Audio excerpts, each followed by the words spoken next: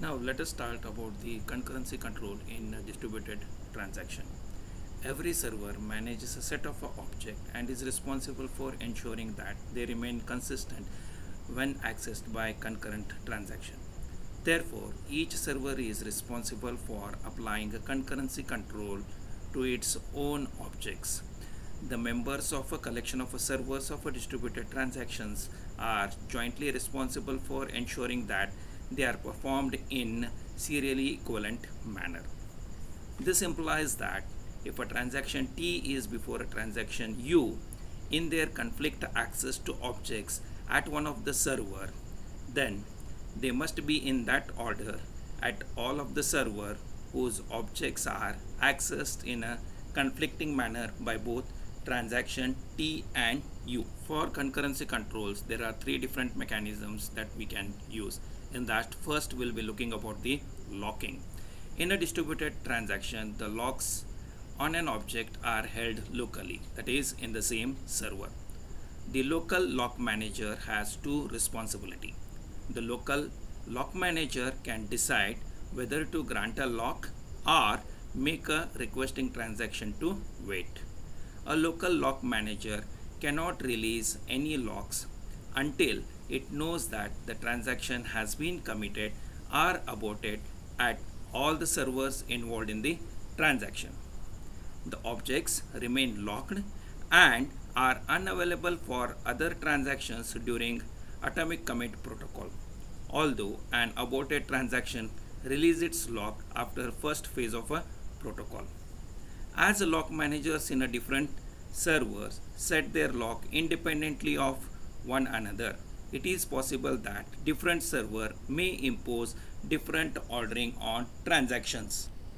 Consider the following interleaving of a transactions T and U at servers X and Y. The transaction T locks object A at a server X, and then the transaction U locks object B at a server Y. After that, T tries to access B at a server Y and wait for U's lock. Similarly, transaction U tries to access A at a server X and has to wait for T's lock. Therefore, we have T before U in one server and U before T in another. These different ordering can lead to cyclic dependencies between transactions, giving rise to distributed deadlock situation. When a deadlock is detected, a transaction is aborted to resolve the deadlock. In this case, the coordinator will be informed and will abort the transaction at the participant involved in the transaction. Next, we will see timestamp ordering concurrency control. In a single server transaction, the coordinator issues a unique timestamp to each transaction when it starts. Serial equivalence is enforced by committing the versions of the objects in the order of timestamp of a transaction that access them.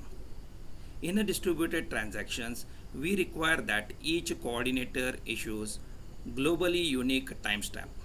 A globally unique transaction timestamp is issued to the client by the first coordinator accessed by the transaction. The transaction timestamp is passed to the coordinator at each server whose objects perform an operation in the transaction. The agreed ordering of a pair of a timestamp is based on the comparison in which the server ID part is less significant. The same ordering of a transaction can be achieved at all the servers even if their local locks are not synchronized.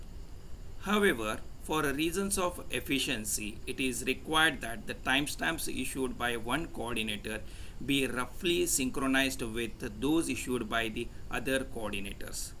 When this is the case, the ordering of a transactions generally corresponds to the order in which they are started in real time.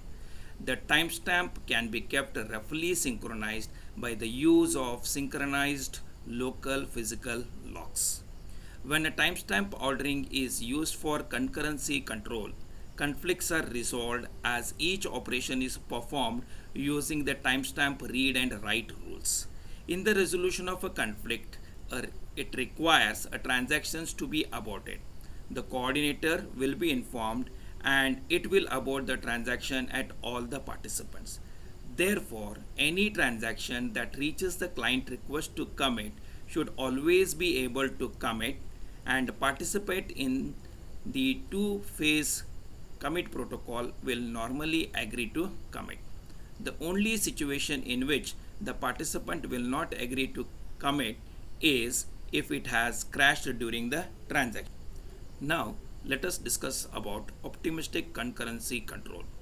Recall that with optimistic concurrency control, each transaction is validated before it is allowed to commit.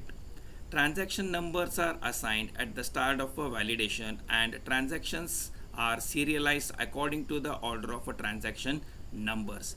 A distributed transaction is validated by a collection of independent servers, each of which validates the transaction that accesses its own objects. This validation takes place during the first phase of two-phase commit protocol.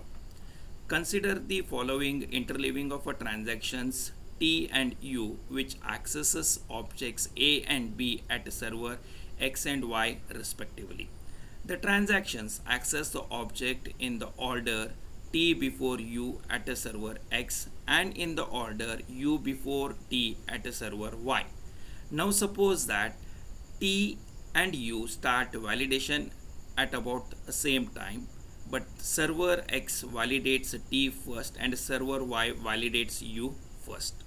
Simplification of validation protocol that makes rules that only one transaction may perform the validation and update phases at a time. Therefore, each server will be unable to validate the other transaction until the first one has completed. This is an example of commitment deadlock. The validation rules assume that the validation is fast, which is true for single server transactions. However, in a distributed transaction, the two-phase commit protocol may take some time to complete, and the other transactions will be prevented from entering a validation until a decision on the current transaction has been obtained. In a distributed optimistic transaction, each server applies a parallel validation protocol. This is an extension of either a backward or a forward validation to allow multiple transactions to be in a validation phase at the same time. In this extension, Rule 3 must be checked as well as Rule 2 for backward validation. That is, the right set of transactions being validated must be checked for overlaps with the right set of earlier overlapping transactions. If a parallel validation is used, transactions will not suffer from commitment deadlock. However, if a server simply performs independent validations, it is possible that different servers in a distributed transactions may serialize the same set of a transaction in a different orders. For examples, with a T before U at a server X and U before T at a server Y in our examples. The servers of a distributed transactions must prevent this happening. One approach is that after a local validation by each server, a global validation is carried out. The global validation checks that the combination of ordering at the individual servers is serializable. That is, the transaction being validated is not involved in a cycle. Another approach is that servers of a particular transaction use globally unique transaction number at the start of a validation. The coordinator of a two-phase commit protocol is responsible for generating the global unique timestamp number and passes it to the participant in the can commit messages. A different server may coordinate different transaction. The server must have an agreed order for transaction numbers they generate.